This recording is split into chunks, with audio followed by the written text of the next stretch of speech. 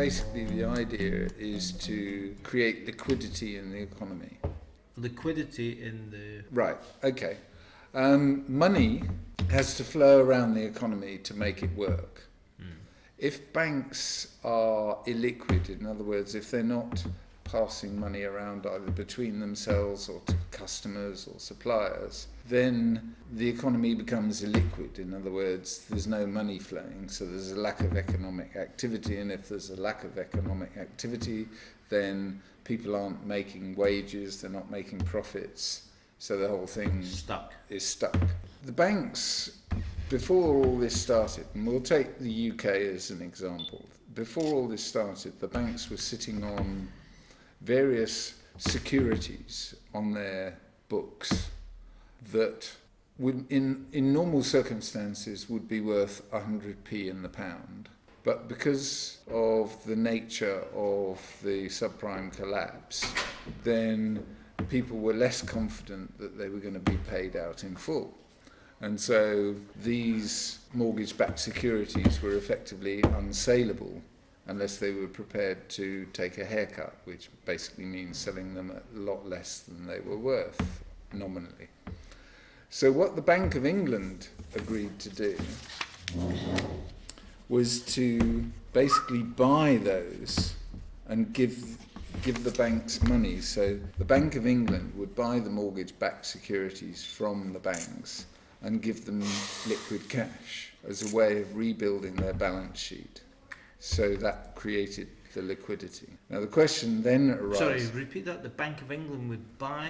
The Bank of England would buy from the banks their debt, whatever it may be, debt which was sitting on their balance sheets that they couldn't actually liquidate because it was pretty poor quality in the main. So they were agreeing to buy the distressed debt, as it were, at full value and give the banks the money. Was it new money or... They created the money to do it. Okay, right. so a kind of so this is quantitative The easing. Bank of England created the money. Yeah.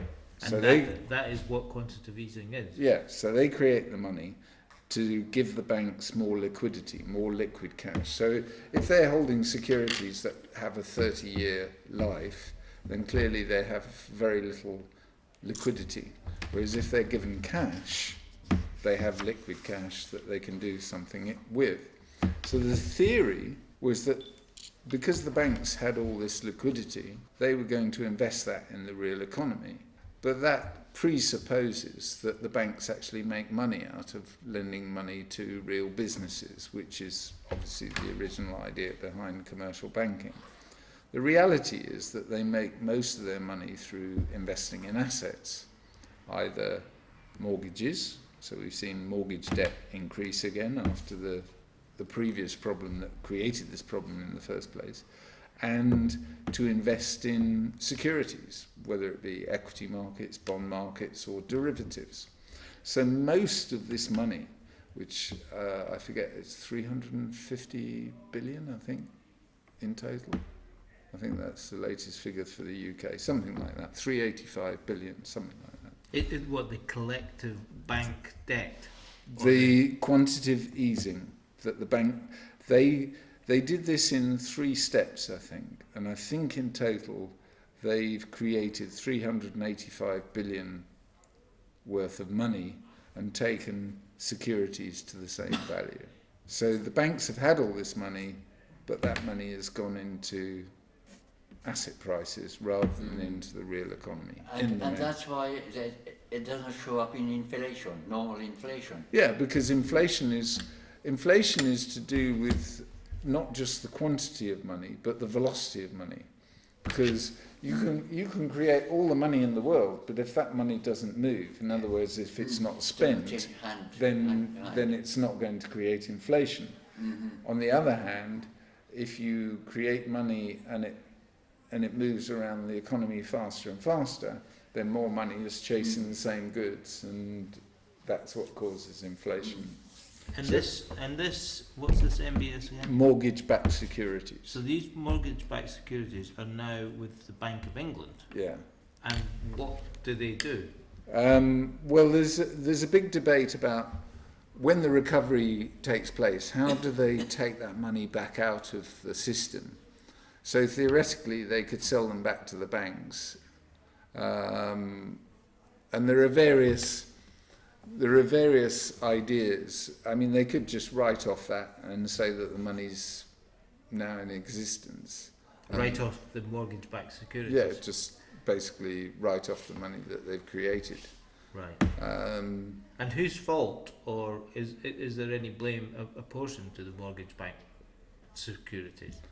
Well, this is probably getting beyond my pay grade because it's not something I've looked at in any great depth.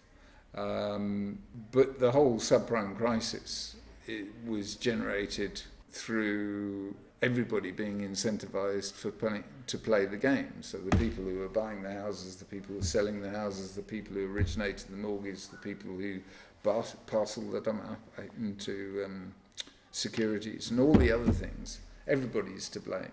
So I'm not sure you can pick out one particular party. I mean, basically it's a systemic problem, like most other problems with the economy, that it's a systemic problem rather than, you know, there is a lone culprit or even a group of lone culprits. I mean, clearly the originating banks, the Goldman Sachses and the Merrill Lynches of this world, were at fault. But were they any more at fault than the ratings agencies who agreed to rate the stuff a bit short? So just on a quick resume of what quantitative easing is, it's a way of the central bank, or in this case the Bank of England, to try and push real money into the economy. And that's basically all it was trying to do was to create some economic activity by freeing up liquidity within the banks. So the banks were sitting on assets that were below par value. The central bank takes those off the bank's hands, and gives them real liquid cash that the banks could then go and deploy in lending to businesses theoretically, but they didn't. They used it to do what they've been doing previously, which is to make money out of money, effectively. And does that mean that the quantitative easing has to keep going then, all the time? Well, this is the great dilemma, because it's stopped now in this country. It's quite interesting that if you look back, various central banks have done this at various times. So the Americans have done it, we've done it, the Japanese have done it, and now the ECB are doing it. So it seems like a game of pass the parcel in a way that, or not so much pass the parcel, but like a relay race, that in order to keep this sort of game going, that they pass the baton to the next central bank that takes it on. So in terms of what happens when the music stops, that's the big unknown, because we're in uncharted territory. I mean, if you looked at a country in isolation that did this, that inflated their money supply, and leave aside all the links of the dollar to oil and all the other considerations, but if you look at it purely in a currency situation, if a country inflates its currency, then what happens? In other words, if they pump more and more money into the system, then the value of that currency will go down.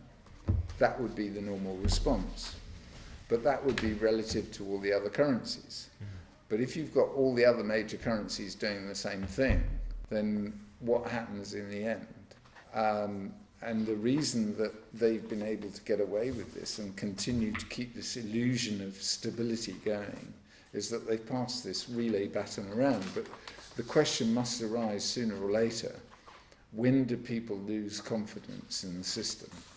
Because at that point, because banking and the markets really are all about confidence. When confidence is high, everything's rosy. When confidence plummets, then nobody will buy anything, nobody will lend anything. So at some point the confidence will collapse, and at that point the crisis will unfold. It'll be like the Weimar Republic, really, where you'll be carrying barrel loads of money around in order to buy a loaf of bread.